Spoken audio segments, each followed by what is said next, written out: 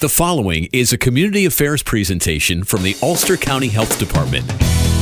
This is the Healthy Ulster Radio Show, a weekly presentation exploring community health and sustainability with guests representing a broad spectrum of community partners working to make Ulster County the healthiest in New York State. This program is sponsored by the Health Alliance of the Hudson Valley in Kingston, a member of the WMC Health Network. Good morning. You are listening to Healthy Ulster Radio. I am your host, Dr. Carol Smith, Commissioner of Health and Mental Health for Ulster County. With me this morning is Vin Martello, our Director of Community Health Relations. Good morning, Vin. Good morning, Dr. Smith. How are you today? I'm fine, thanks. Dr. Smith, today's topic is one that is really critical, and so many communities are dealing with this public health issue, and that is substance abuse and the epidemic of opioid abuse. And very often when an individual or a family, or for that matter, a community is confronted with substance abuse crisis, they don't know where to turn. It becomes very daunting. You know, if you're a lay person, and you know, how do you go about navigating the whole system and knowing what insurances you may be entitled to? So we're here to talk about the Family Advocate Program, a really terrific program in Ulster County. And would you like to introduce our guest, please? Sure. With us today is Carol Sutcliffe. Carol is with Family Services, and she is our new Ulster County Family Advocate. And Carol has her MSW from Adelphi University, and she is a licensed social worker living in the city of Kingston. Welcome, Carol. Thank you. I'm glad to be here, Dr. Smith. It's great to have you. Carol, can you tell us, give us a little background on how the Family Advocate position came about? What was the need, and how was it identified, and you know, how did it come into being? Right. So there was quite a bit of concern about the fact that there were several overdoses, opioid overdoses in the county of Ulster. And in fact, there were even deaths related to heroin or opioid use. Of course, the community is very concerned. The legislature took a look at this and funded this program, feeling that if people are trying to get into treatment and they're having difficulty, they need a place to turn. So the Ulster County Family Advocate is someone who, and actually I, help people figure out what kind of treatment they might need, where they might obtain that treatment, and help them with any difficulties they're having getting treatment. Mm-hmm. I know I was on the board of Ulster Prevention Council, which is a community-wide coalition that brings together, I think, 26 different agencies and organizations that deal with various forms of substance abuse. And, you know, the goal of bringing that group together was to really have each of these organizations talk to each other and share ideas and, you know, identify funding opportunities, and maybe not so much to duplicate the work that they do, but still it's a pretty robust system, and sometimes difficult for those of us who work in it to figure out.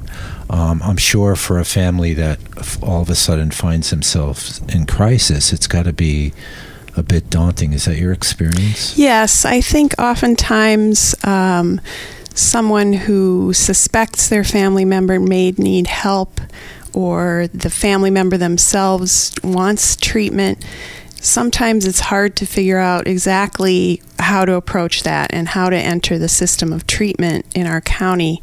There are many options, and really the person who needs treatment needs to be assessed by someone, a treatment professional, who can assess exactly what level of treatment they may need. They may need to go in a hospital-based setting for a detox.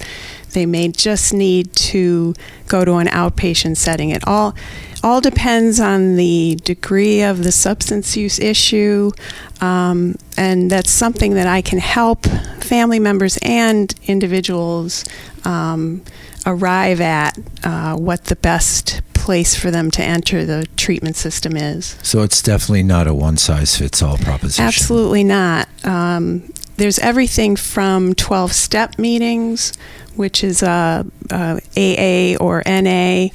People can come to me for lists of meetings in our area, to a hospital-based setting where medically managed detox is required, and that would be, for example, Health Alliance in our county. And why is it necessary to, and I've heard this before, to quickly address substance abuse issues and alcohol issues? Right. Oftentimes, the individual who is having the substance use issue is struggling with the decision to seek treatment. They're not happy about being in the situation they're in.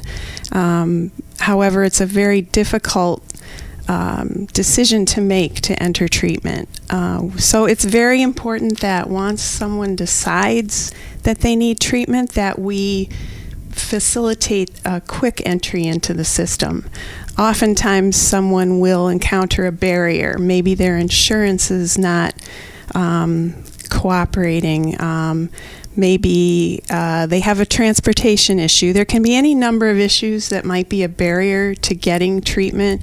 If we can remove those and quickly get them in while they're in the state of mind where they want treatment, it becomes very important to seize that moment. In previous years, I had heard, kind of like horror stories of people families getting the runaround from insurance companies and trying to find the appropriate treatment for their family member and getting bounced around from program to program and expending tremendous amounts of money, in some cases financially ruinous. How has that scenario changed over the years? Yes. Fortunately, in New York State, there are several insurance reforms that have just been enacted in 2017. Insurance companies can no longer require prior authorization for drug and alcohol treatment, and they can't get involved in a case where someone's in treatment for 14 days, actually. So these are really monumental changes in our insurance companies' laws, where it's going to be much easier as of January 1st for individuals to get into treatment without having to review or answer to the insurance companies. So, well, we're beginning to become much more enlightened about the issue of addiction and how it truly is a change in the brain and how the brain functions, and really looking at it as a disease and taking some of that stigma away from the fact that someone has become addicted. And, so the insurance companies can no longer just treat it differently than any other disease or an illness. And that is a tremendous advance, really, in how it's being perceived and managed in our society. Right. So these laws are referred to as parity laws, and now insurance companies cannot treat substance use disorders differently from physical disorders. And it seems, and we know, Dr. Smith, that substance abuse is a major public health concern, not only in Ulster County but around the nation, and as such, it really goes well beyond law enforcement. Our colleagues in law enforcement do a wonderful job, and they put themselves out on the line every day to protect us. But it's simply not enough, because the demand is still there. Mm-hmm. And on the demand side of the equation, it really requires that all sectors of the community, as we talk about so often on Healthy Ulster Radio, how big complex public health issues require a community-wide response from all sectors. So parents, schools, the medical community. There's no question about that, and a good number of individuals who have become addicted to a substance have become addicted through the misuse of prescription drugs, opiate type drugs. So, that number has grown. And, how we handle that, how we educate the population, especially in terms of getting some of those unused medications out of medicine chests so that the temptation is being removed from the household so that the youth and what have you cannot access it. These are all important measures that we can take as a community. And, getting back to the issue of individuals when they're in crisis, the county executive did institute and bring into the county the mobile mental health team, which certainly is available to respond to an individual in crisis in the household when it's happening. And the utilization for that has been quite impressive, and I'm very proud of the response of that team. So Carol coming in to give that added advantage to individuals who may be then seeking to, refine the information they're getting, to get direction, whether they're in crisis at the moment or not. Very often we don't know what we don't know or need until we are in crisis. But certainly there are individuals who may suspect that, that they could use added assistance, and Carol is there to provide those kinds of answers to our folks in the community. Yeah, it really is evolving into a highly comprehensive and integrated approach, which is really, I know it's a cliche, but it really does take a community to solve a big community problem. And we'd like to hear a lot more of the details about the Family Advocate Program, Carol. But right now we're going to take a short break, and we'll be back soon. You're listening to Healthy Ulster Radio. The excitement continues to build. The mission of Health Alliance is now made even stronger by our new partnership with the Westchester Medical Center Health Network. By combining a legacy of community-based care with WMC Health, we are building a stronger, healthier, and more vibrant community. We'll be collaborating to provide preventive, primary, specialty, and advanced care right here where you live, where we all live. Health Alliance and WMC Health, advancing care here. Visit HAHV.org to learn more. Welcome back. You are listening to Healthy Ulster Radio. With us today is Carol Sutcliffe, and Carol is our new Ulster County Family Advocate. Carol, can you tell us, you mentioned previously in the previous segment about treatment. Can you give us, our audience, an overview of the types of treatment that are available, the spectrum of treatment? Sure. So the most involved treatment would be someone who is actually dependent upon a substance and requires detoxification, detox for short. And there are various levels of detox. There's medically managed detox, which would be done in a hospital setting. There's medically supervised, which could be in an inpatient program where a doctor maybe comes in once a day. So there's various levels of detox. Once someone is detoxed, they may require an inpatient setting in order to remain free of the substance. So that would be referred to as an inpatient program. There's various ones around, such as Arms Acres, or Health Alliance actually has an inpatient program. There's several options there. Once someone has done an inpatient program, then when they come out into the community, they would still need support potentially, and that could be obtained through an outpatient program, where maybe they would go to a group 3 or 4 times a week, depending on the intensive need, and they would be learning about how to maintain their abstinence and learning about the 12-step programs. There are, beyond that, once someone doesn't require very intensive treatment, then they could maintain by going to Alcoholics Anonymous meetings or Narcotics Anonymous meetings, which are 12-step meetings. There's quite a variety in our county. Maybe they'd go to a meeting once a week, or maybe they'd go every day, depending on the need of the individual. And finally, there actually are medical treatments available for substances. There's a methadone program in our county.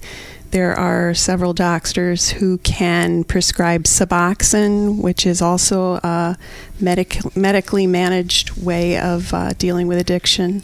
And then there's a substance called Vivitrol. All of these would be prescribed by a doctor in helping the individual stay off of the substance. Mm-hmm. And we should note also that substance abuse doesn't discriminate in terms of socioeconomic status or who you are, where you come from. It really affects or age also or gender. age. Yeah. Carol, can you walk us through, the kind of like the steps? So someone comes in to see you or family. What happens? So I've had. This is a new position, so I've been doing this since October, and I've been contacted in any number of ways. I'll receive a phone call, some from maybe a family member who is concerned about their son or daughter. So it could be a phone call to me just to discuss where they are at and what suggestions I might have.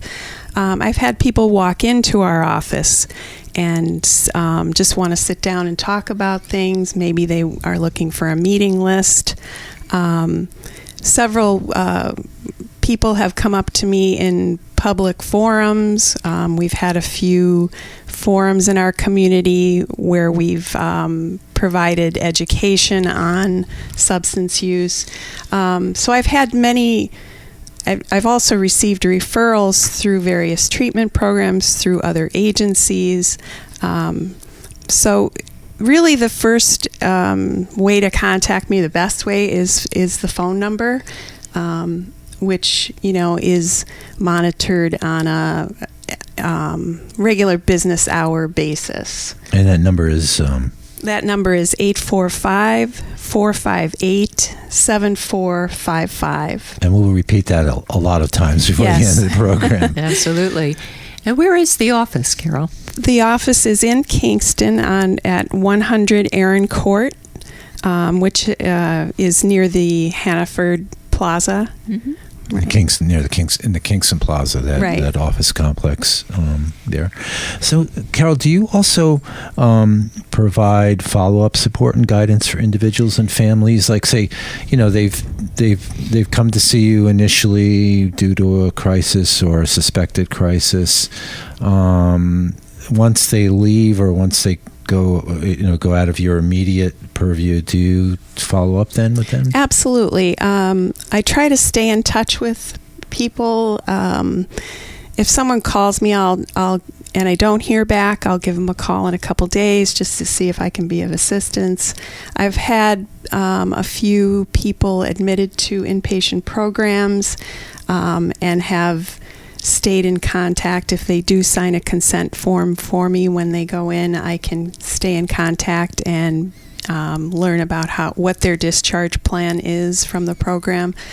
I had a case where a mother called me. I helped facilitate getting her daughter into a program, and then she called me back a couple weeks later saying she was unsure of what the discharge plan was. So I did intervene. I got information for her from the program, the details about when would the daughter be released and what were the plans for follow-on treatment. So yes, I can continue to help in whatever manner I can. Mm-hmm. Can it also be anonymous? In other words, if somebody calls, do they necessarily have to give their information, or can they just call anonymously? Absolutely. There's really no rules. Someone can call, and I'm happy to talk to them without a name. I do try to get people's contact information just so I am able to contact them in case I lose them or we get cut off for some reason. But certainly if someone just wants to talk about possibilities, it would be absolutely appropriate. And I would think also that, in situations of dealing with professionals, whether it's maybe a lawyer or a doctor or whatever, as a layperson, you don't know what you don't know. So sometimes it's in terms of asking the right questions. So do you help people understand the dynamics of what's going on and really the kinds of things they need to really need to know about when evaluating a potential treatment program or a recovery program? Yeah, I try to get as much information as I can on have they been in treatment? What is their current situation? Often the background material is helpful in kind of helping steer them in the right direction. Oftentimes people will call me thinking that they are headed in one direction, and after discussing it with me, we'll end up reevaluating that. And for example, I had an individual call me today who was addicted to opioid prescription drugs and wanted to pursue getting off of them. He was convinced that he didn't need an inpatient program, so I explored that with him. And what it came down to was that he thought that his insurance wouldn't cover it. When I explained the new insurance laws in effect now in 2017, that presented a different picture for him. So he will end up pursuing inpatient. So oftentimes, through discussion, we can come to a different conclusion than maybe the person had when they called me. In terms of dealing with the insurance companies, what's been your experience? There's not one answer to that, but... Yeah, interestingly, I had an encounter with someone who was in a program, and the insurance company was no longer paying. So I was contacted by the individual's doctor. I investigated and ended up talking to our New York State Healthcare Bureau. There are navigators of the healthcare system in Albany who are of great help to me. And that person in Albany was able to work with the insurance company and ended up, there were many reasons the insurance company wasn't paying, but the bottom line is they resolved that, and the person ended up being able to stay in his program. So, so we were able to resolve a few insurance difficulties. Mm-hmm. Mm-hmm. And aside from the direct service that you provide in terms of meeting with folks, do you also get involved in preventative education? I know Ulster Prevention Council and Family Services, which are the umbrella organizations that you work for, yes, are very involved in that. Do you also participate in that process? So in my office, there is Ulster Prevention Council resides there as well, also a part of Family Services.